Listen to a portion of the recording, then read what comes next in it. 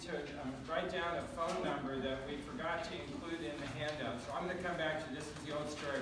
We'll give you a few minutes to get prepared so that you can do the dialing for dollars. But instead of dialing for dollars, this is the phone number that you can use to call in to the Corporation Commission when they have their monthly meetings, and you can testify right here from, you can be in your PJs in your living room in Tucson, and you can get your 2 cents before the Corporation Commission. So make sure you got a pen and paper ready. I'll tell you that number in a minute. So the thing I've been asked to talk about tonight is the proverbial question that comes up every single time me and probably most of you fly into Tucson and you're looking around and it's completely sunny and it's a blue sky day and there's not a cloud in the sky and you're looking around and you're seeing some solar panels here and some solar panels there and a few solar panels there, and you're saying to yourself, how come there's not more solar in Tucson or in Phoenix or Nebraska or whatever? Well, the answer's not completely Corporation Commission, but the answer in large part is Corporation Commission. Why is that? Well, the basic point is that among all the other things that Tom mentioned the Corporation Commission does, because they have control over the utilities, they can decide to make the utilities do a certain amount of solar, okay? And I'm the first person to give the Corporation Commission credit for what they have done. In 2006, the Corporation Commission, which at that time had a very progressive and wise Republican chairperson who was leading the commission adopted what are called the REST, R-E-S-T, which stands for Renewable Energy Standard and Tariff. They adopted the REST rules, okay?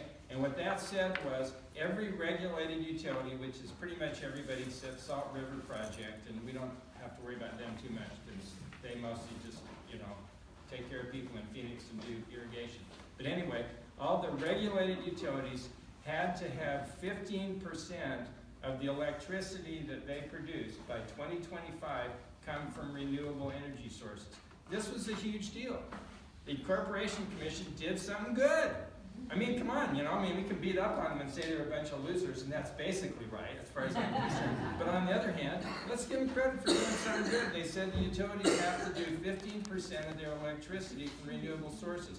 And that's what really got things going for solar starting in 2006. And that's why the curve for solar installations in Arizona has gone like that, and a lot of people have solar, which of course, I can't help but ask, how many people in the room have solar on their house? That's great. Now, for a few years, you could actually get paid money, cash, dollars from the utility companies to do solar on your house. Guess why? Because the Corporation Commission said so.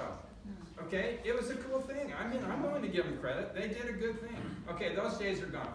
Okay, basically, they're gone because the Corporation Commission decided that there's enough solar without having to pay people to do it.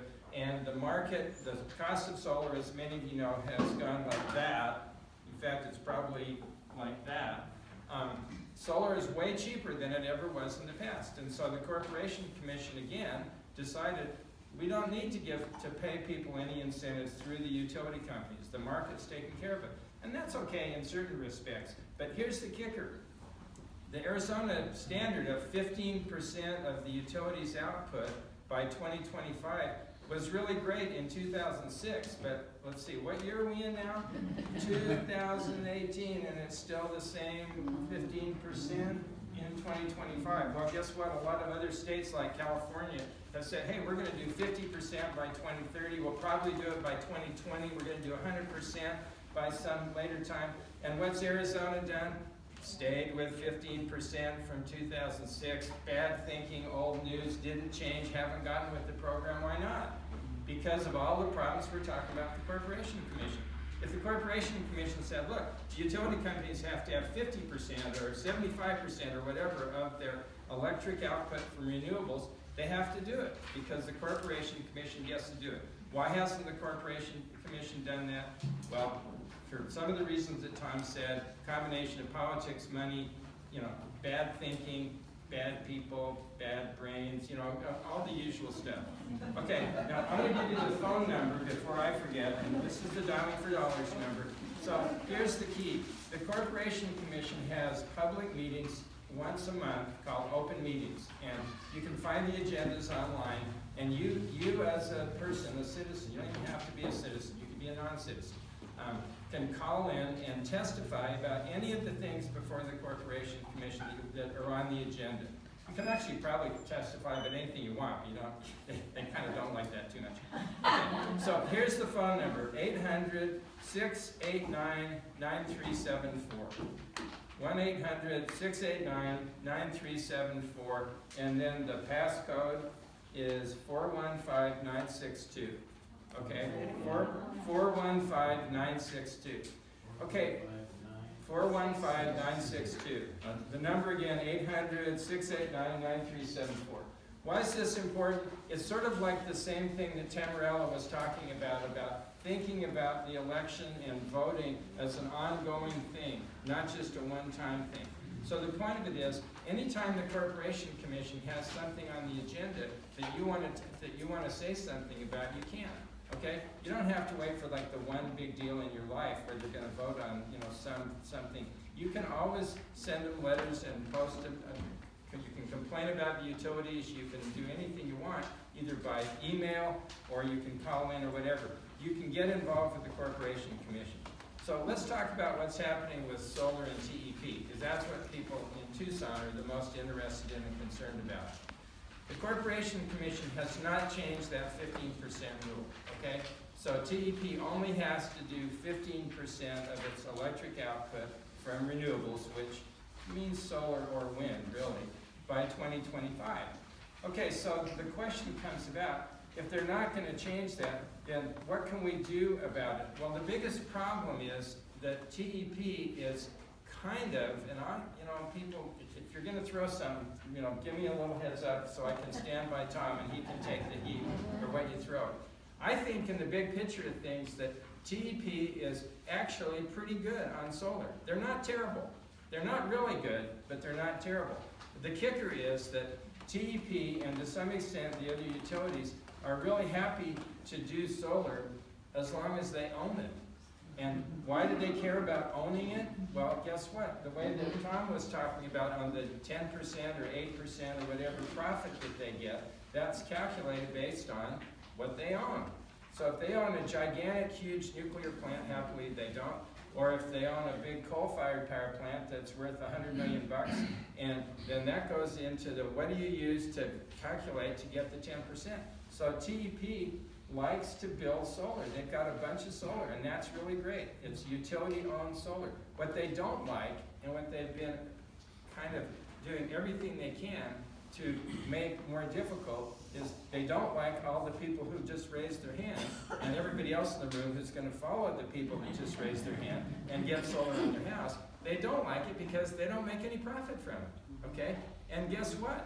If you're generating power at your house, and the way it works is the first use of that power is to power things in your own home. So those of you that have solar know that. So the question is, okay, what happens to the rest of it? So let's just say, you're generating twice what you need. Well, guess what? It goes into the grid and it goes to your neighbor. But guess what? Once it goes to the grid, TEP, they don't give it to your neighbor, come on. They sell it to your neighbor, and in the past, including right now, they're giving everybody, like we have solar at our house, and many people raise their hand. When you have extra power and you send it to the utility company, up to now you've been getting full credit. You send them 10 kilowatt hours, you get 10 kilowatt hours of credit. TEP takes that power and they sell it to your neighbor, just like the power they generate from a coal plant or a plant they own. Here's what they're trying to do. They're trying to make it more expensive for you folks that don't have solar to get solar. So what they're trying to do in the future is say, okay, you're going to send us 10 kilowatt hours. We're not going to give you credit for 10 kilowatt hours. We're going to give you some dollar value or some cents value. We're going to put it into money. So like right now, for example, TEP's rates are roughly, let's just say 11 cents per kilowatt hour.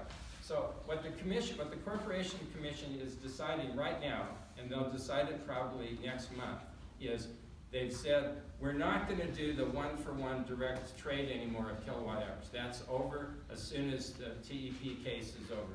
They're doing it case by case. Trico's done. If you live in Trico territory, you're going to pay Trico about 10 cents for the kilowatt hours you get from Trico, and they're going to pay you 7.7 cents for anything you send to them.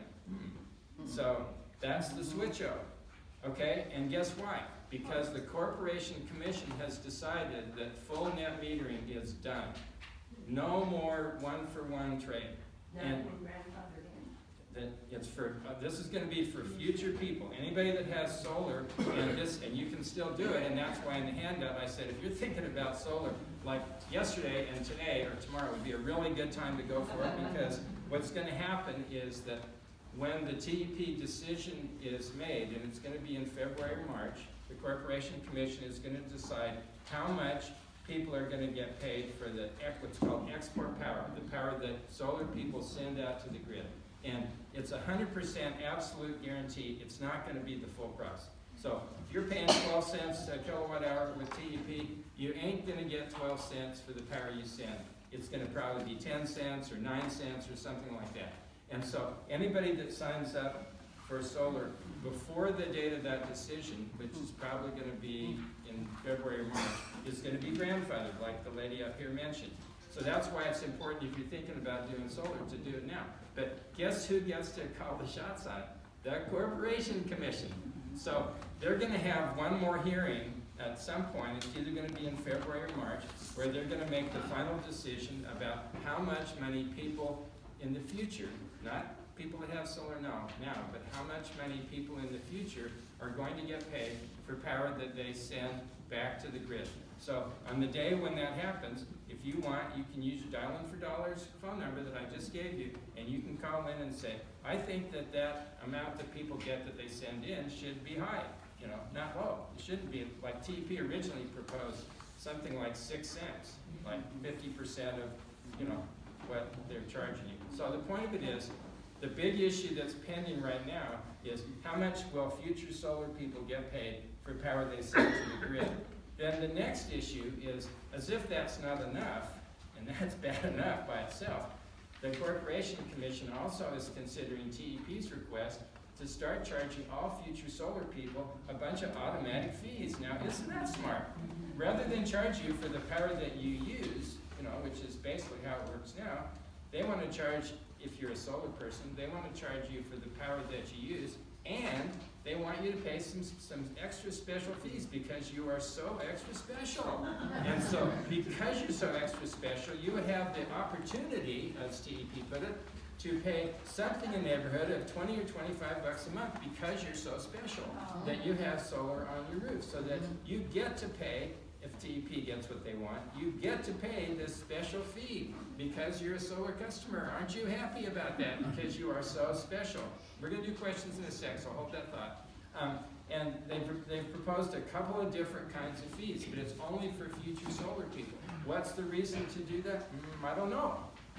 I couldn't tell you exactly the reason, but it might have something to do with the fact that TEP wants to be able to do their solar from their solar farms and not have solar from you all, okay? So the point of all this is it's up to the Corporation Commission about whether any of those fees get adopted or not. And the Corporation Commission, as you've already heard right now, is 5 white male Republicans from Phoenix, okay? And that doesn't determine how they vote, but that's just the answer. You should know that the last person from Southern Arizona that was elected to the Corporation Commission was not the salad dressing person, but was named Paul Newman. The salad dressing person had already died.